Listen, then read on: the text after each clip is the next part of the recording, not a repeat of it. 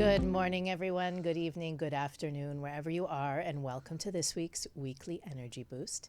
My name is Elisheva, and I am here this morning with David, believe it or not. Yeah. He has been MIA for the last couple weeks, so I know that everybody's going to jump on to listening live and sending David all of their applause and likes and whatnot this morning. We are here to talk about, and this is the culmination, the fourth episode in the series this month.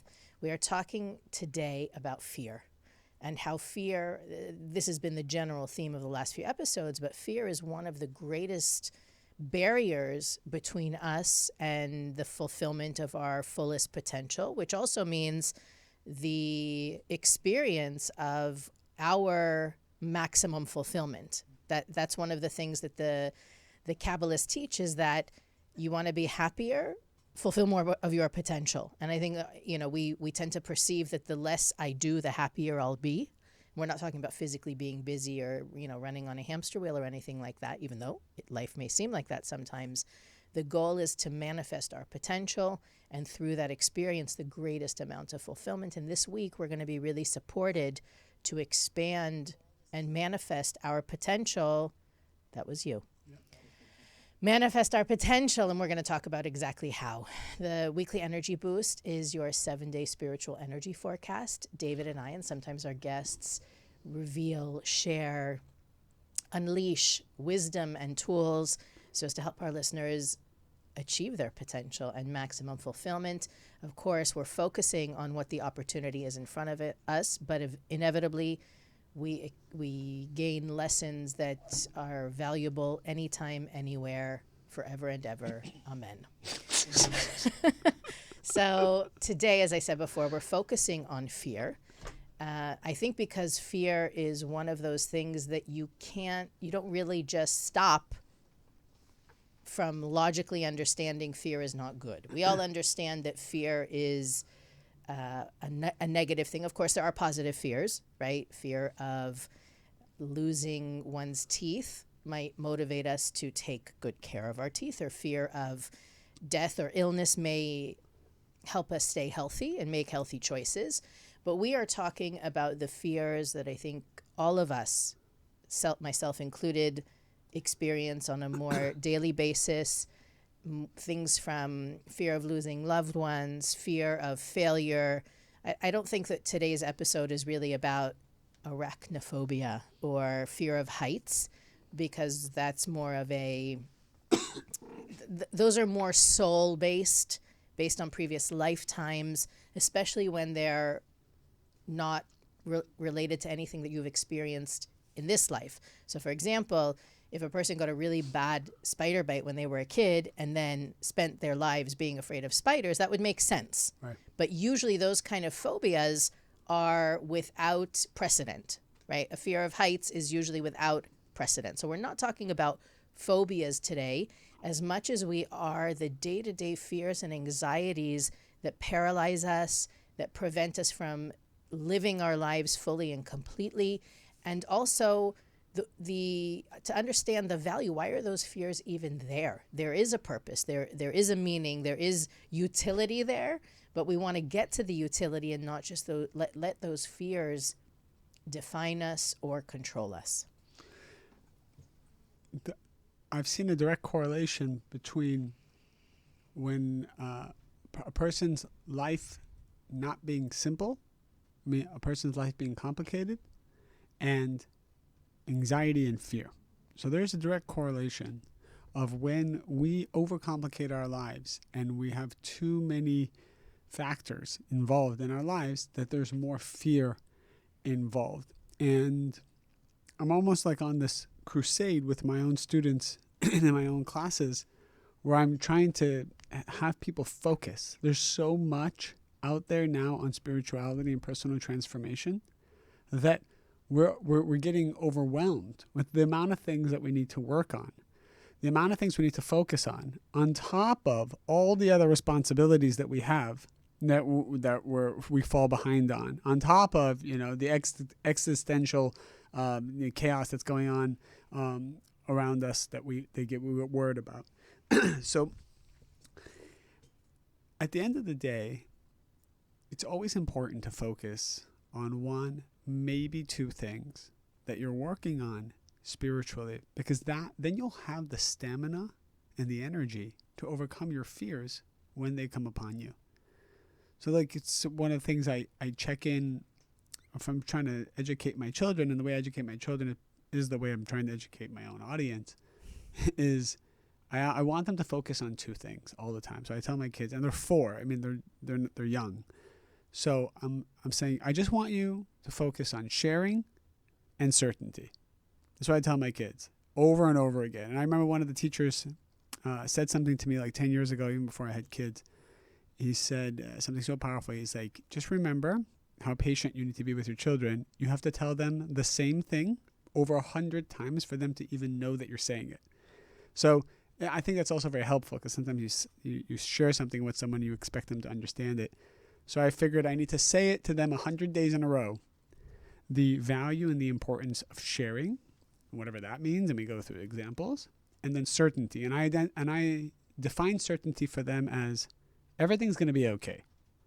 So those are the two things, right? Do I want them now to think about like 5,000 other things and Hanukkah and this? Yeah, I mean, obviously there's all that stuff, that education that's around there. But in terms of their spiritual work, and again, I'm not saying this is the right way to do it, and every parent's going to have a different way of doing it.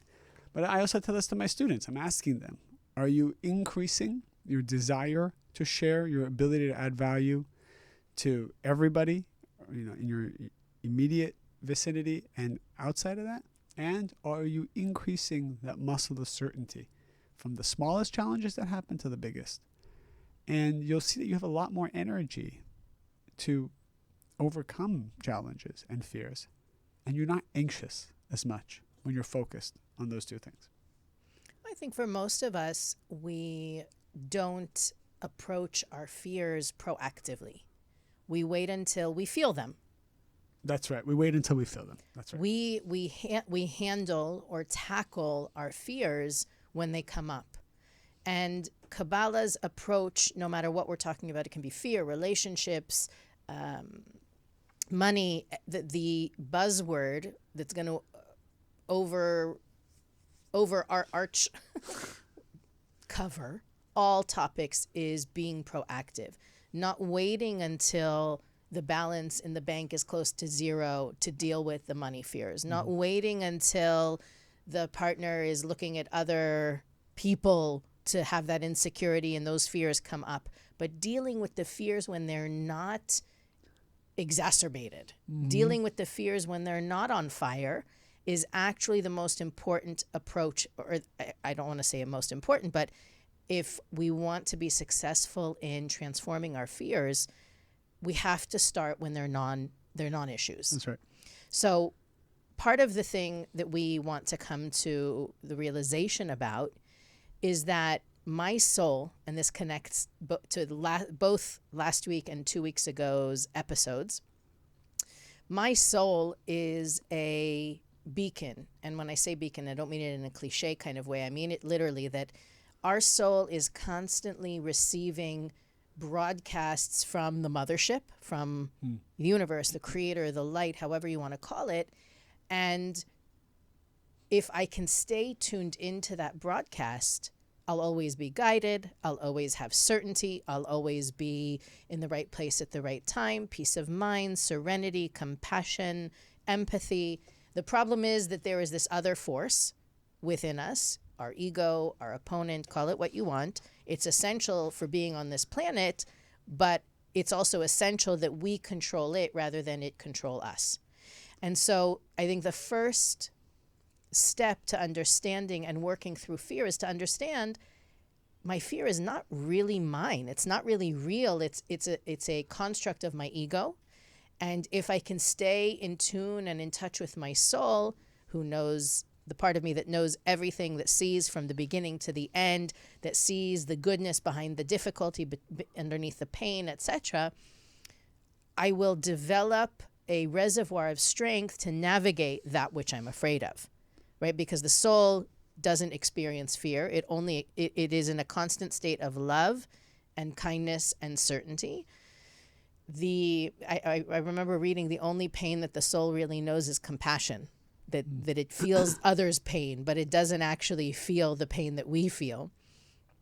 And tapping into that as a realization, I would call that, maybe point number one, is that fear is ego-based. You are naturally not afraid of anything when you are connected to that natural state of being connected to the light. It's only the ego that tempts us into shrinking and shirking away from whatever opportunity the fear is pretending we should be afraid of. So I think that's like the starting point, is to understand our soul is not afraid, which means that we are naturally not afraid, not worried, not anxious. And if we can find ways to strengthen that connection, which we talked about again last week and the week before, that already will begin to diminish the strength of the fears that we have. A deeper way of looking at fear, according to the Kabbalists, if we have to look at it from a Kabbalistic lens, is that the soul has a journey to achieve its perfection. So that perfection means that it has complete affinity with the light of the Creator and its qualities. The qualities of the Creator become that of the soul. Now, person comes life after life working on these things, and putting that soul gets put into certain situations, certain families, certain challenging and difficult moments in their life. Often it says that a person has 10 major tests that they go through to help cleanse that negativity that wraps around the soul. But that person comes life to life. Now, there are 3 levels of messages that the Creator gives us to bring us closer to affinity of form with the Creator.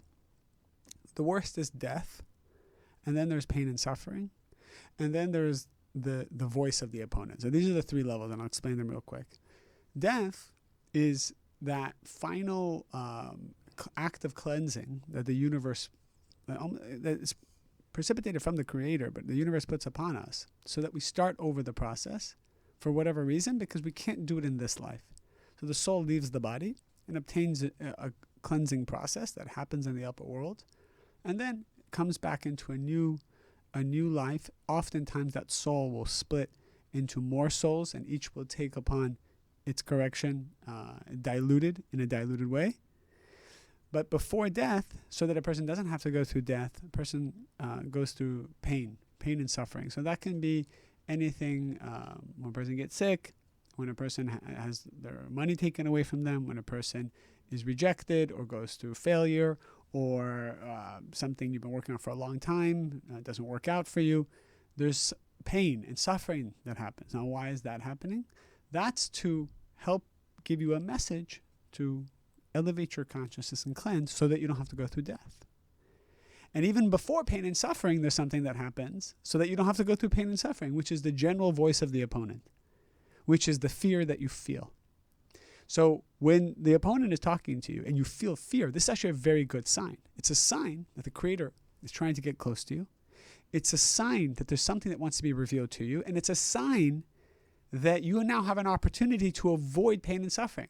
So when you feel, and then of course ultimately death, when you feel the fear, this should trigger in your mind you are in a very positive place, because it's the universe giving you the first message, the first level of a message of proactively taking control over your life, so you don't have to go through pain and suffering and ultimately death. So when a person wakes up in the morning and they feel and they hear the voice of the opponent, and there's anxiety or there's doom, impending doom, or they become frantic, or they enter into a drama in their mind, you have to stop and say, wait a second, this is a good sign. This is a good sign. I want this. I want this voice. And now I can do something about it. But this is a good sign. The Creator is giving me an opportunity to clean my slate so that I don't have to go through pain and suffering and ultimately death. Well, to piggyback on what you were sharing, fear is basically an indication that we need to go to, we don't want to use the word need, we can go to the next level of our certainty in the Creator. That's really, you'll find it all over the writings of the Kabbalists. That's one of our main purposes in existing, is to develop complete certainty in the light force of the Creator. Fear is the antithesis of that. And some of you who are listening might say, I have complete faith in the Creator. I have complete trust in the light. I have certainty. But when we are faced with a fear, what we're really saying is, I'm not sure the Creator knows what's best for me. I'm not sure the light force of the Creator is an endless force of giving and sharing, or has my best interests at heart. I'm not sure that it's all good. And someone was writing a comment in the chat here that what triggers our fears is real, and that's where it gets difficult. Right. But the Kabbalists would say even what's triggering the fears isn't real. That are, and this is something that we bring up in the podcast from time to time, that according to Kabbalah, the physical reality isn't real. It's a Hollywood production that is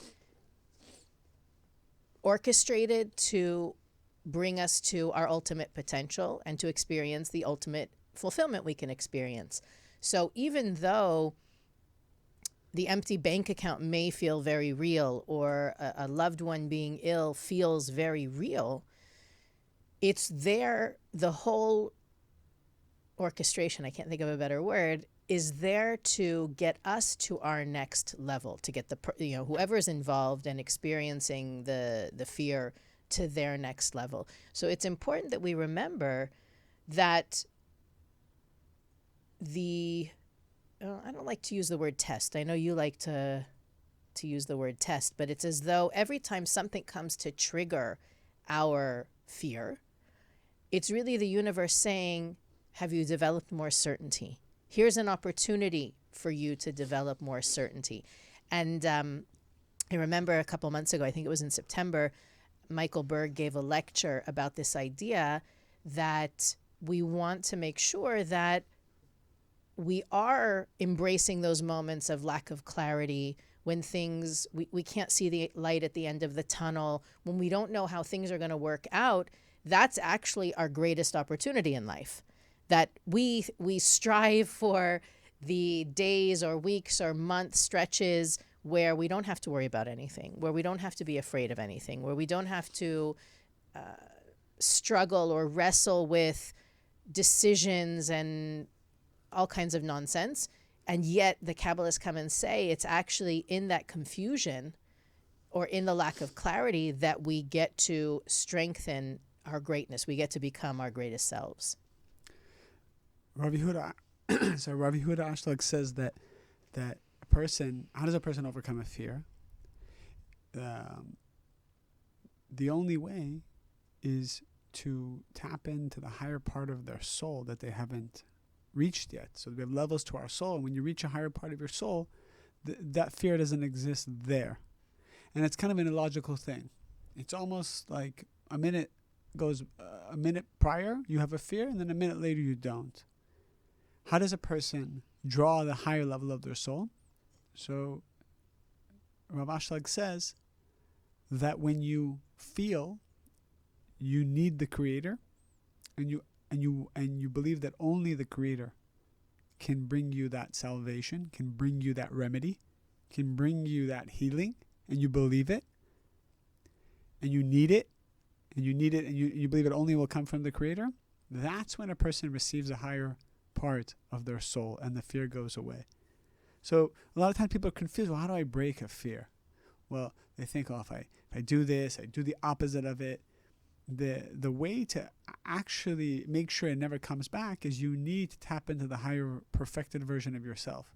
And that only happens when you feel that place where you're almost like broken and you feel like, I need now help. I need the Creator to help me and guide me. And you ask the Creator to remove this fear. So this is an exercise that we can actually do every morning, which is go over the things that we are afraid of and begin the process of asking the Creator to kind of elevate us, bring us our higher soul so that we don't have this fear. And we have to ask over and over and over again. It's something that's illogical that you tap into through prayer and through asking. Well, the prayer or the mantra I think that's most effective And maybe for those of you that are struggling with what we're saying or feeling so enmeshed in the fears and worries of today's life, living, the way we live our lives today, is to start with the understanding that I am always in the right place at the right time. That is one of the, even though it's a basic level of certainty, it's a starting point to help. Someone else just wrote that their biggest fear is that their partner's unfaithful.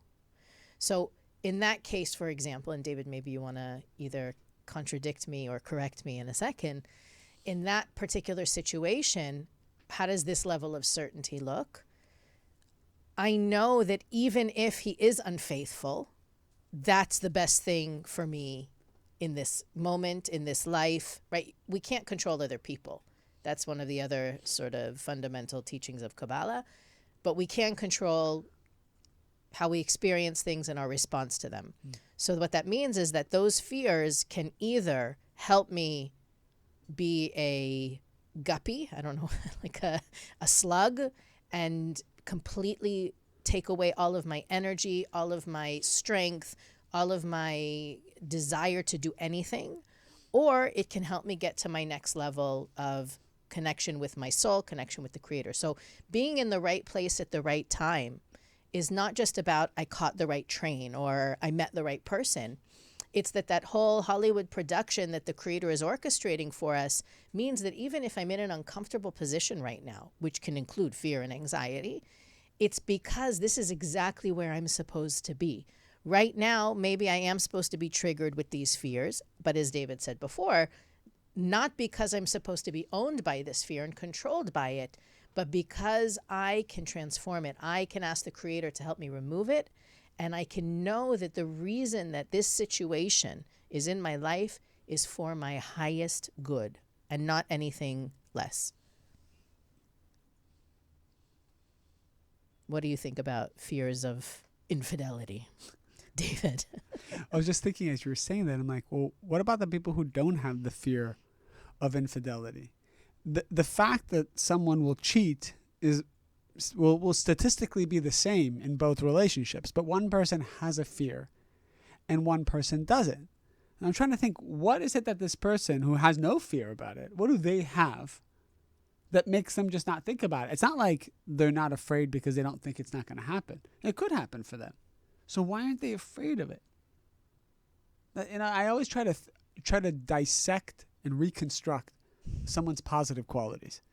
And I'm trying to think, well, this person in a relationship doesn't even think twice about the other person cheating or not cheating or whatnot. So I'm trying to think, where's this fear coming from for the person who does It could be past life, but it's not necessarily. Well, let's dissect it Kabbalistically. When I feel a fear, it's a spirit, it's an entity that is attaching itself to me. It's making me feel that way. And this is the energy of the opponent. So essentially, the reason I'm afraid, and my friend is not afraid of that very same thing, is because this entity, this spirit, is in my reality, but not in the reality of my friend. I think it's really important to understand that sometimes it's interesting when you take drugs or you drink, there's that moment you're not afraid.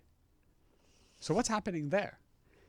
My theory, backed by Kabbalistic science, when you kind of give in to the opponent leaves you for a little bit because you feed the parasite. You throw the dog a bone. You throw the dog a bone. So when a person takes drugs and they're drawing the light, because that's what drugs does, you're actually feeding the entities around you so that they leave you alone. So you have this like 30 minutes or an hour where you feel invincible. But what's interesting is right afterwards, you feel afraid again. And in fact, you feel even more afraid. After you're off the substance, you're off the drug, you have even more fear. Why? Because those entities now replicated and duplicated themselves. I am so confused. Is what I'm saying confusing? It sounds pretty clear to me. You're saying to get off the substance, you'll have more fear? Yeah. What I'm saying is this.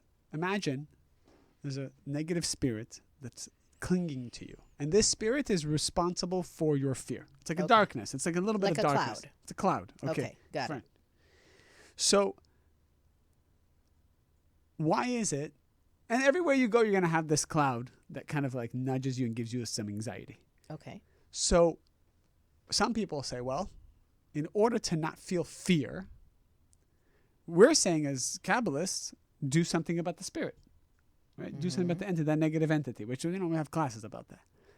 But a person who doesn't know Kabbalah will say, well, I will numb myself so that I don't feel fear. So let's say that person does a drug, and that drug totally brings them to a place where they feel peace inside, and they don't feel that same fear they felt an hour ago. But why do they not feel the fear? The entity's still there. That negative entity is still, that cloud is still there. How come they don't feel the cloud? It's not that they numbed themselves. It's that they drew energy via the drug, and they gave that entity the energy so that it leaves them alone. Because why do entities stick to us, according to Kabbalah? We learned this in the deep mystical stuff. Why do negative forces cling to us? Because they want energy. And they will bother you until you give them energy, or until you completely starve them. So when you give that negative force energy, it leaves you alone for an hour. And that is why the drug makes you feel good. Because it gives the negative entity that's attaching itself to you some temporary food to leave you alone. But when you give something energy, you strengthen it also. So it comes back and it wants even more. And that's how addiction is. You give something a little bit and it wants more. When a person is addicted to work or money, and they have a goal and they reach that goal financially, what always happens? They want double that. And they want double that. And then the next goal they want double, because there's a monkey on their back. There's this negative force on their back that's constantly, it's asking for the wealth. It's asking for you to go and do whatever you can to go make money. A person's not earning for themselves necessarily. They're responding to the entity that's telling them to earn. That fear, that negative force that is constantly telling them you're not good enough and you need to show the world. You're not good enough. You need to prove something to your dad. Or you're not good enough. You need to do X, Y, and Z. Did that make sense? It did. I mean, our live audience asked me questions. If you think that was a little bit over the head. Everybody else said I'm the doofus here. No. They all got you. Oh. So I'm going to look into that and reflect on my own personal journey after the show is over. I think that one of the other prominent fears that we should talk about is fear of missing out. I don't know that 2 years ago that was as big of a thing as it is today for people, especially with whatever degree of limitation exists now on how much fun we can have or how much money we can make or how social we can be. And there is this worry that I won't be included, I won't be a part, I won't be remembered. Those kind of fears, they're also really... I think that those are the more subtle fears. The fears of the empty bank account, the partner's infidelity, losing a loved one, those are conscious fears. A lot of us have subconscious fears that drive us to behave. You're probably not going to like what I'm about to say, but that's what drives our negative behavior. The belief system fears, the ones that are so latent that we don't even perceive them as fears. And they really are. The fear of not being worthy, right? That's a fear that causes people a lot of chaos and misery, and they don't even understand or perceive that it's actually a fear. That the insecurity is actually a fear. And the Kabbalists, it's funny because I remember having a conversation with one of our colleagues, one of the teachers, and they were saying, why don't we have a class about fear in this course? And we broke it down a little bit, and the realization is that we do have a class about fear. It's the class about certainty. Right. We just don't use the F word, because when the Kabbalists address fear, it isn't about fear, it's about certainty or lack of certainty, doubt versus certainty. So when even the fear of missing out, as we call it, FOMO, comes up for people, that goes back to what I said 5 minutes ago, the idea that you're always where you're meant to be, right? And David, you've mentioned this like a bajillion times in every episode, the idea that once something has happened, that's exactly the way it was supposed to be.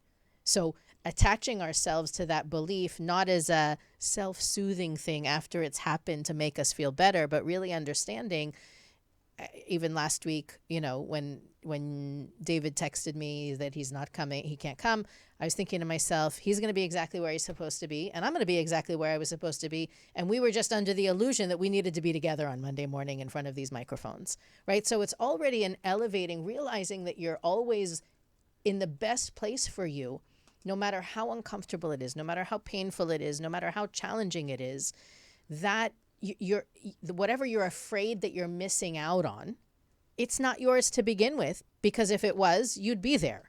Or whatever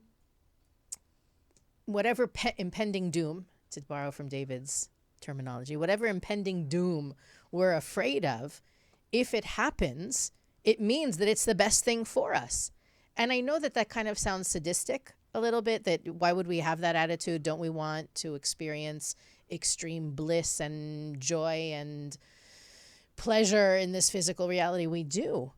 But to go with that, we need to realize that the suffering that we experience is 99% self-imposed.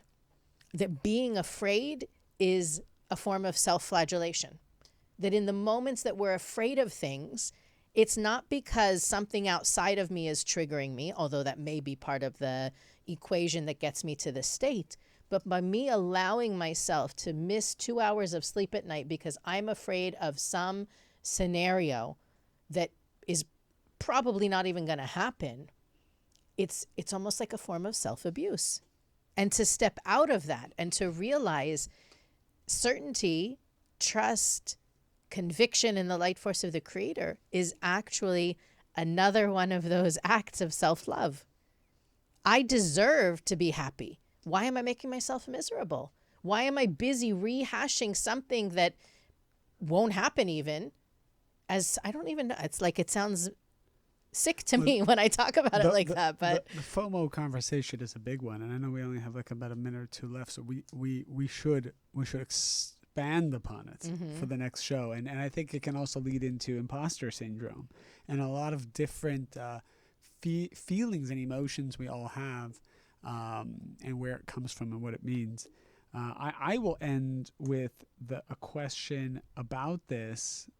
I think someone wrote about, for example, medication and how it relates to what we were talking about, and the way people will medicate maybe to allay some of their fears. I would say, I mean, this is a big topic. So I would say for a majority of people who don't absolutely need it to function. So let's take out a class of people who require medication. It's important. Without it, they would not be able to function. Let's just put that aside because that's it's more of a complicated topic. But a lot of us, we have fear and anxiety, and sometimes, if prescribed right by a professional, medication can be a temporary bridge. Knowing that what is it doing? It is giving a little bit of energy to the negative forces so that you can strengthen yourself to go fight the negative forces again. If medication becomes the thing that you resign yourself to be dependent on the rest of your life, well, that can't be good. Especially if you know that you can get to a place of inner strength where you don't need it. Okay, so I'm talking about the people in the middle, where you can do it, but the convenience factor of medication is something that you choose just because it's convenient. So medication can be good as a bridge. You got to give. Sometimes you have to give we got to give the satan, you got to give the negative side a little bit of energy. Otherwise, because he has to exist. So it is positive in some ways, sometimes, to give the negative side some energy, but not all the time and as a lifestyle. So that's kind of my answer about that, because I saw a couple of people asked about it in the chat. Do you want to wrap up here? I have one final thought, and then we'll send everybody back home with lots to think about. There are also those things that we fear that come true. And to that, I will tell you, and I've seen it posted on social media, cute little memes or quotes. I don't know, probably, I'm not sure who originated the idea, but fear is basically living in a reality you don't want. And certainty, this is my final thought, if you have to put it in one sentence, is certainty works both ways. When you know the creator is involved and there and has your back and is your safety net and is the Wizard of Oz behind the curtain making everything move, yes, that's the case. But if you believe so with such conviction that something bad is going to happen, it absolutely can. It absolutely might. I'm thinking of, I use the example all the time. People who are afraid of getting bitten by dogs get bitten by dogs. They create that reality. So it's important to take seriously the kinds of thoughts, not only that we entertain. It's one thing to have a thought, I hope that, I want to say it in a positive way. I hope that I never have to say goodbye to anybody that I love, and let that thought wash over me and I'm on to the next thing. It's another thing entirely to dwell in a loop of what ifs and what am I going to do and how's it going to happen and how am I going to survive. It's a completely other one. So this week is going to provide us with infinite opportunities to strengthen our certainty in the light force of the Creator. That doesn't mean confidence, although confidence is the lowest level of certainty. We're talking about taking it to the next level of, I know the light is there, even if I can't see it or feel it or experience it in this moment. I know the light force of the Creator is behind all of this, and it's all happening for my greatest good. So look out for those opportunities. This is something that I think David is also very strict on his own students about this, to make sure that they are constantly looking, not numbing, not avoiding, not distracting themselves, so that when those opportunities come up, we're there for them. We're excited about them. We like, as I said before, you look forward to those moments in the day where you don't know what to do, because that's the moment that you get to grow to your next level of certainty. So to that point, we have been offering this entire month in order to assist our listeners with the tools and the wisdom and the approaches to combating fear. This week's episode is called Fear is Not an Option, as an homage to the book that we're offering to our listeners this month to support you in all the things that we've been talking about this month, which is Fear is Not an Option by Monica Berg. You can go to weeklyenergyboost.com to capture our coupon code there, and the link to buy the book is directly there. You can also buy anything else you want, but the coupon is only good for that book. Should clarify. And next week we're going to begin, even though the new moon of Capricorn happens actually next weekend, we're going to already begin our exploration of the theme for the month of Capricorn, which I'll share next week. It's also the holiday season, so hopefully we'll give you guys some tools to navigate and circumvent any potential challenges that might happen. As always, please continue to like, rate, review, comment, and share. We are able to do these miraculous things with our listeners simply because of the sharing that you guys do, so we want to thank you. And we'll see you next week on the Weekly Energy Boost.